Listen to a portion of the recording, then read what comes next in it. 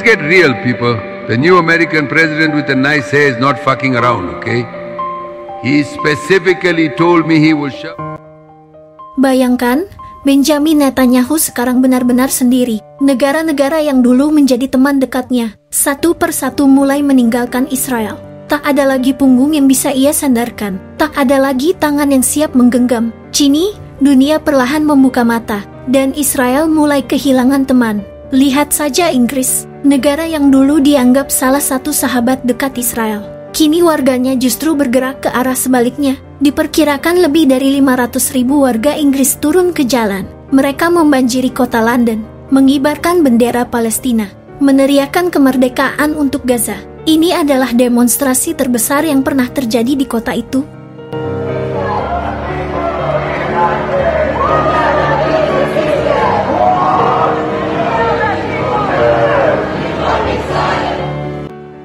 Media internasional sampai ternganga, tak percaya. Bagaimana mungkin negara yang dulu mesra dengan Netanyahu kini justru membalik arah dan berdiri di sisi Palestina? Yang bikin kita harus berpikir, mereka ini bukan Muslim, tapi mau bersuara untuk Palestina. Lalu, bagaimana dengan kita yang saudara seiman? Masa kita diam saja? Kalau tak bisa membantu langsung, minimal kita bersuara. Gunakan media sosial, sebarkan kebenaran, biarkan dunia tahu apa yang terjadi. Lihat warga Inggris itu. Mereka berdiri di jalanan berjam-jam demi satu tujuan Palestina merdeka.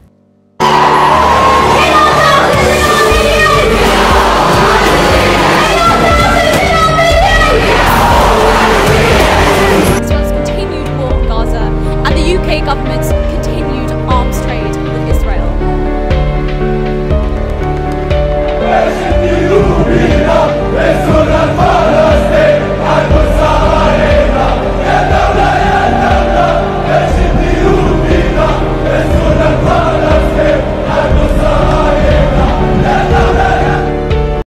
Sementara itu, di balik semua kecaman dunia, Netanyahu masih nekat. Ia berencana kembali menyerang Gaza. Rencana gilanya langsung mendapat perlawanan dari banyak negara. Australia, Jerman, Italia, Selandia Baru, bahkan Inggris sendiri. Mereka menolak keras.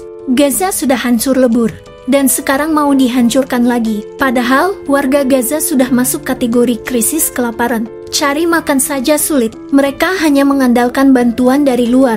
Kalau bantuan datang, mereka berbondong-bondong, berebut satu sama lain. Bukan karena rakus, tapi karena lapar. Lapar yang menusuk perut. Lapar yang memaksa mereka bertahan hidup dengan sisa-sisa makanan. Siapapun yang melihat pasti hatinya ikut menangis. Karena itu, dunia menyerukan gencatan senjata permanen, bukan hanya untuk menghentikan bom, tapi agar bantuan kemanusiaan bisa masuk tanpa hambatan. Skenario terburuknya sudah di depan mata. Kelaparan massal yang bisa merenggut ribuan nyawa. Ya Allah, semoga penderitaan mereka cepat berakhir. Kita di sini bisa tidur nyenyak, makan teratur, sementara mereka bertahan hidup di tengah reruntuhan. Lihatlah, bahkan Presiden Brasil tak kuasa menahan air mata ketika melihat penderitaan Gaza. Ini bukan cerita dongeng, bukan film di bioskop. Ini nyata, ini dunia kita sekarang.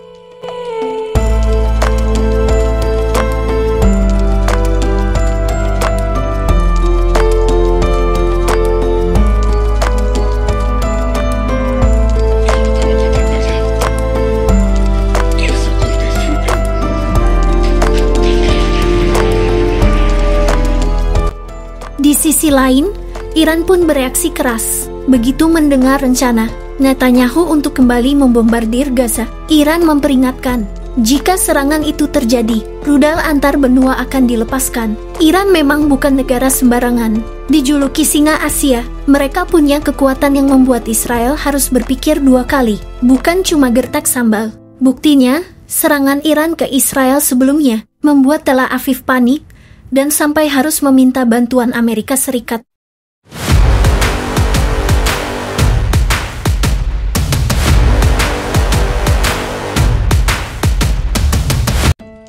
Dan sekarang, kalau kalian mau tahu, beginilah Gaza. Bukan lagi kota dengan gedung-gedung megah.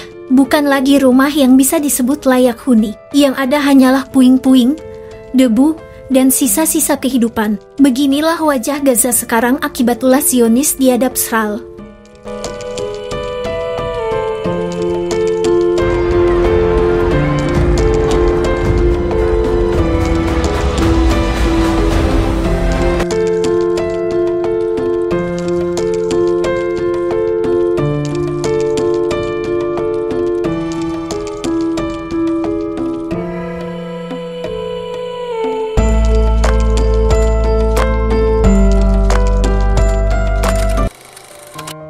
Ya, Benjamin Netanyahu sekarang benar-benar lagi kepanasan. Kalau dulu dia bisa tersenyum lebar karena dapat dukungan penuh dari negara-negara barat, sekarang situasinya berbalik tajam. Yang bikin kaget, Jerman yang selama ini jadi pemasok besar senjata untuk Israel, tiba-tiba memutuskan berhenti mengirim peralatan militer. Langkah ini diumumkan resmi oleh pemerintah Jerman sebagai reaksi keras atas rencana Israel mencaplok kota Gaza. BBC melaporkan Jumat kemarin, pemerintah Jerman menyatakan bahwa sampai pemberitahuan lebih lanjut, tidak ada satupun peralatan militer yang bisa digunakan di jalur Gaza akan diekspor. Ini bukan cuma sekadar pernyataan biasa. Selama ini, Jerman adalah salah satu pendukung terkuat Netanyahu di panggung internasional. Tapi sekarang mereka sadar bahwa apa yang dilakukan Netanyahu bukanlah pertahanan diri, melainkan penindasan, bahkan genosida.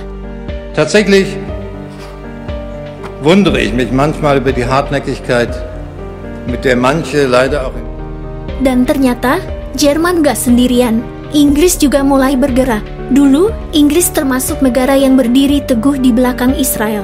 Tapi sekarang, mereka terang-terangan menyatakan dukungan penuh terhadap kemerdekaan Palestina. Bukan cuma itu, Inggris sudah menandai bulan September nanti, tepat sebelum sidang Majelis Umum PBB, mereka akan secara resmi mengakui negara Palestina. Sebuah langkah yang, tentu saja, membuat Netanyahu murka besar.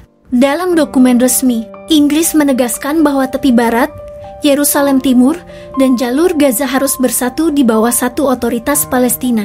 Mereka bahkan menolak usulan Amerika Serikat untuk menyerahkan Gaza kepada pihak ketiga. Inggris justru mendorong agar rekonstruksi Gaza dipimpin langsung oleh Palestina, bukan oleh negara lain. Kalau dihitung-hitung ini berarti ada gelombang besar perubahan sikap di dunia internasional. Setelah Prancis menyatakan dukungan pada 24 Juli lalu, kini Inggris dan Jerman ikut bergerak. Bahkan Kanada, Australia, Turki, dan Cina juga sudah memberikan kecaman keras. Di sisi lain, Netanyahu sedang berada dalam posisi yang sangat tidak nyaman. Pengadilan Kriminal Internasional di Den Haag sudah mengincarnya sebagai tersangka kejahatan perang, termasuk dugaan penggunaan kelaparan sebagai senjata di Gaza. Israels Sicherheit war nie selbstverständlich, musste immer verteidigt werden. Das galt seit der Gründung vor 75 Jahren.